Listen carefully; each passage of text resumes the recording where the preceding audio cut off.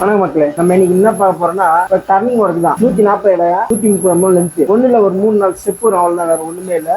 வேலை ஒண்ணு அந்த அளவுக்கு பிசிக்கல் இல்லை. ஆனா இருந்தாலும் வேலை கொஞ்சம் கஷ்டம். ஏன்னா மெட்ல கரைக்கணும். 35 mm 30 mm டயாவுக்கு கரைக்கணும். சரி வாங்க எப்படி பண்ணலாம் பாருங்க.